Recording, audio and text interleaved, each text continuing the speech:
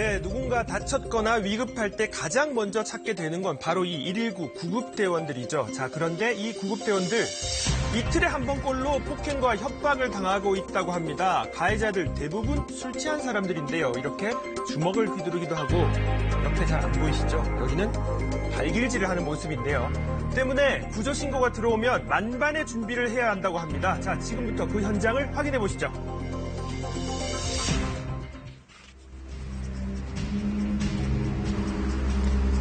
언제든 즉각 출동할 수 있는 준비를 하고 있는 119 구급대원들입니다. 그런데 위기 상황도 신속하게 대응하는 베테랑도 유독 긴장하게 만드는 출동 현장이 있다는데요. 안전장비를 항상 착용하고 나갑니다. 안전장비를 착용하고 현장에 갔을 때 환자에게 폭력성이 있으면은 경찰에게 협조를 구하고요. 아무래도 이제 좀 방어적이 되죠. 보호 중에 하나에 이제 그 카메라를 장착하는데 카메라도 미리 작동시키고 우선 여직원도 있으니까 제가 앞에 나서가지고 나름대로 머리를 많이 생각하고 갑니다. 돌발 상황은 바로 이런 경우입니다. 보시죠. 한 남성이 출동한 구급대원의 멱살을 잡고 끌어당기더니 목검을 들고 위협까지 합니다.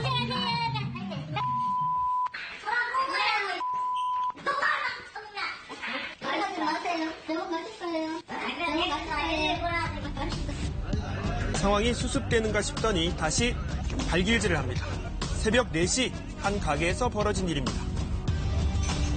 눈부상 환자가 한 명이 발생했다고 신고가 들어와서 출동했는 사건입니다. 또 일행끼리 싸움을 이렇게 한 상황이 그런 상황이 되었습니다. 그래서 한 명이 눈 주위에 이렇게 심하게 다쳐서 된 상태였습니다.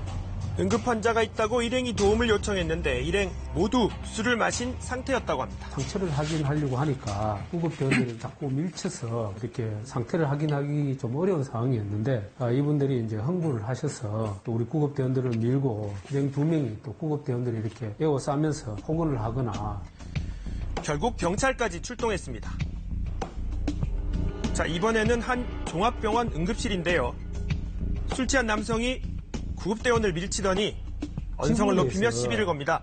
술에 취한 사람이 있다. 치료가 필요하다고 신고돼 출동을 갔었고 구급차로 이송해서 응급실에 갔는데 자신을 병원 응급실까지 이송해온 구급대원들에게 폭력을 휘두르던 이 남성 결국 출동한 경찰에 검거됐습니다.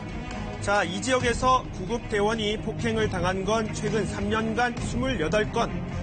단 한 건을 빼고는 가해자가 모두 술 취한 상태였습니다.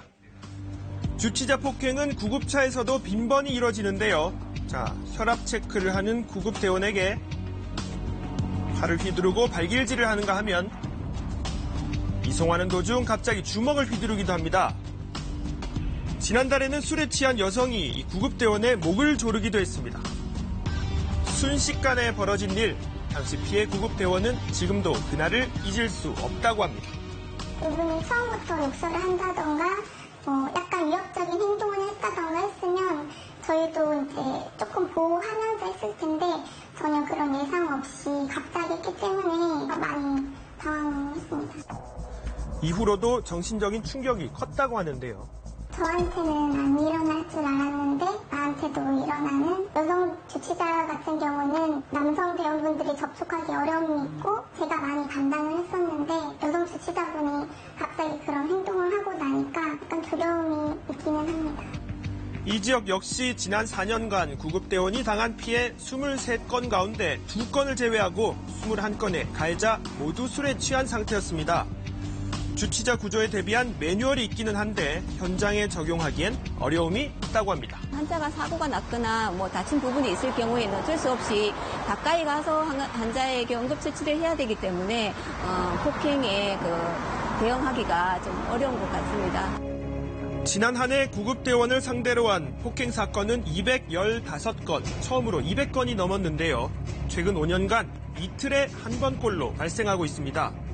피해를 입은 구급대원들은 의외로 심각한 후유증을 겪는 경우가 많습니다. 한번 들어보시죠. 한동안 구급대원을 그만두고 싶다 또는 회의감이 든다. 폭행당했던 그 기억들이 생각이 나서 현장 활동할 때 상당히 위축이 된다. 라고 이런 식으로 고통을 호소합니다. 여기에다 통계에는 아예 잡히지도 않는 피해가 있습니다. 바로 언어폭력입니다. 신체적인 손상을 입었을 경우에는 폭행으로 처분을 하지만 실질적으로 구급대원이 현장에 가서 그 환자 평가나 응급처치하는 도중에 그 언어적인 폭행은 실질적으로 엄청 많습니다. 현장의 구급대원들을 보호하기 위해선 강력한 처벌이 필요하다는 목소리도 높은데요. 대부분 가벼운 벌금형을 선고하는 경향이 많았어요. 그래서 이러한 폭행을 근절하기 위해서는 이러한 안전을 위협하는 중대한 범죄로 취급해서 엄하게, 지금보다 더 엄하게 처벌할 필요가 있다고 생각을 합니다. 적극적으로 현장에서 우리를 좀 보호할 수 있는, 스스로 지킬 수 있는 그런 게 먼저 있었으면 좋겠다는 생각을 항상 하죠. 구급활동 중 술에 취한 환자에게 욕설과 폭행을 당한 뒤 숨진 고 강현희 소방경 사고가 난 지 1년이 넘었습니다. 구급대원의 폭행 피해에 대한 법안들도 많이 발의됐죠. 자, 위급 상황에서 우리 안전을 책임지는 이들의 안전은 누가 지켜줄까요?